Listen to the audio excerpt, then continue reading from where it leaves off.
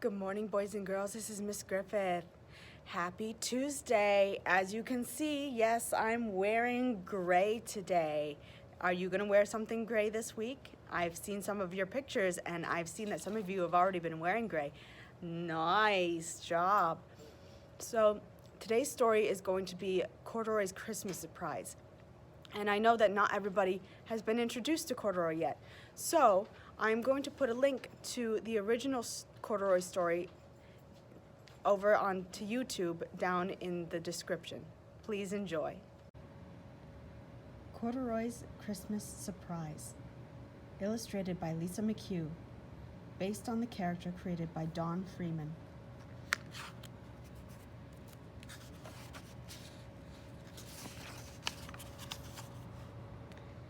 There was only a week to go until Christmas, and Corduroy could hardly wait. This was one of the best times of the year. Corduroy loved the smell of his Christmas tree. He loved taking the ornaments and light out of the closet. He loved stringing popcorn and berries and trimming the tree. And that was only the beginning. Corduroy's list of fun things to do at Christmas time went on and on and on. This year, Corduroy thought to himself, Christmas was going to be even more fun than usual. His best friends, Mouse, Rabbit, Dolly, and Puppy, were coming over to spend Christmas Day at Corduroy's house.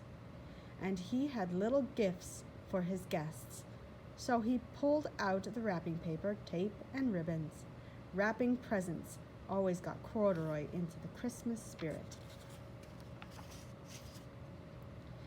That reminded Corduroy that he hadn't written his letter to Santa.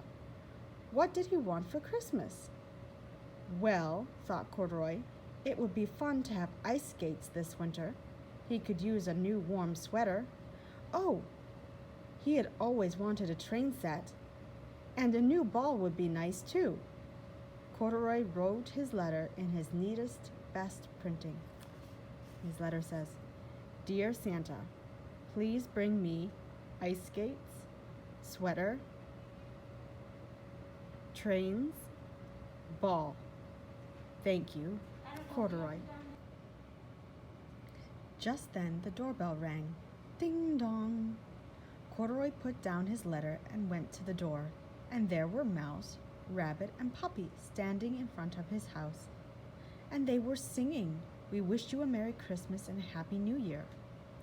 When the carolers had finished, Puppy said, Corduroy, grab your coat and come with us. We'll go caroling at Dolly's house next.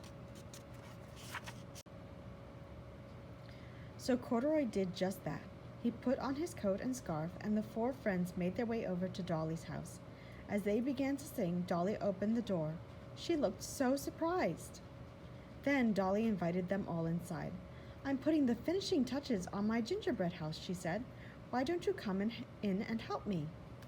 A real homemade gingerbread house?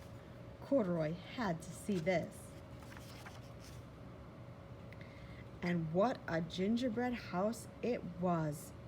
It had lots of windows, a fancy front door, and a chimney.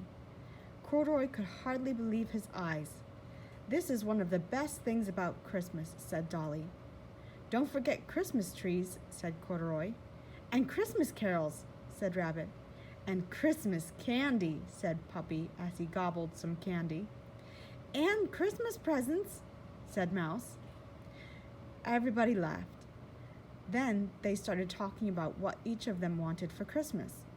Dolly said she wished for a pair of ice skates.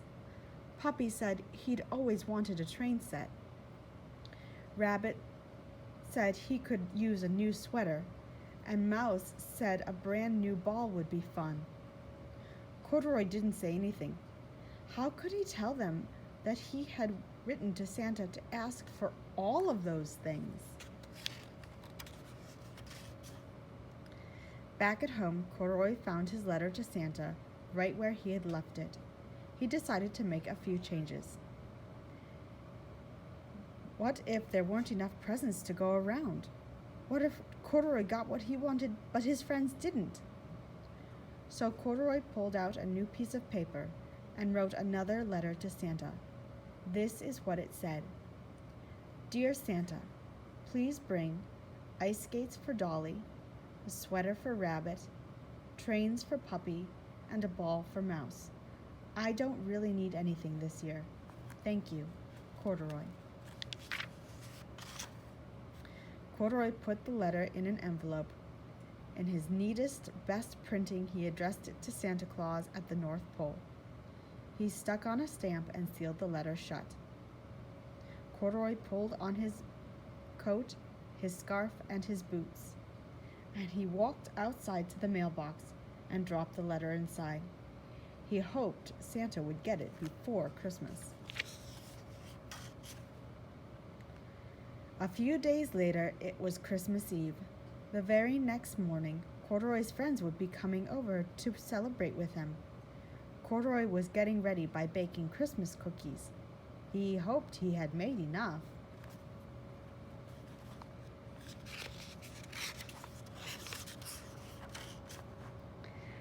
Before Corduroy knew it, it was time for bed. But first, he had two important things to do. He hung his stocking on the mantel, and he left milk and cookies on the table for you-know-who. Maybe Santa wouldn't be bringing anything for him, Corduroy thought, but he was so happy that his friends would get exactly what they wanted.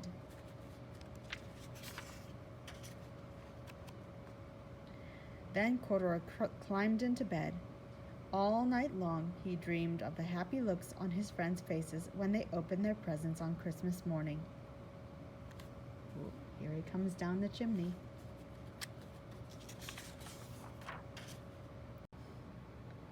The next morning, Corduroy sat up in bed and rubbed his eyes. It was Christmas Day. It had finally come. Corduroy looked out the window to see a crisp, sunny day and a fresh blanket of snow on the ground. Then Corduroy rushed out to the living room to find lots of presents under the tree. Corduroy could see there was one labeled for Mouse and one for Rabbit. There was one for Dolly and one for Puppy. And could it be? There was one for Corduroy too, and extra presents for each of them. Corduroy was so surprised. Now he really couldn't wait for his friends to arrive. Once everyone had come, Mouse, Rabbit, Dolly, Puppy, and Corduroy sat down together by the tree and opened their presents. Dolly got ice skates and a scarf. Rabbit got the sweater he wanted and a picture book too. Puppy got the train set of his dreams and a new hat. Mouse got a ball and some warm winter boots. And Corduroy got ice skates and a sweater. How in the world did Santa know that he wanted them? But really, Corduroy thought to himself, the best Christmas gift of all was that he was surrounded by his friends on Christmas Day, and they were all so happy. That made Corduroy happy too.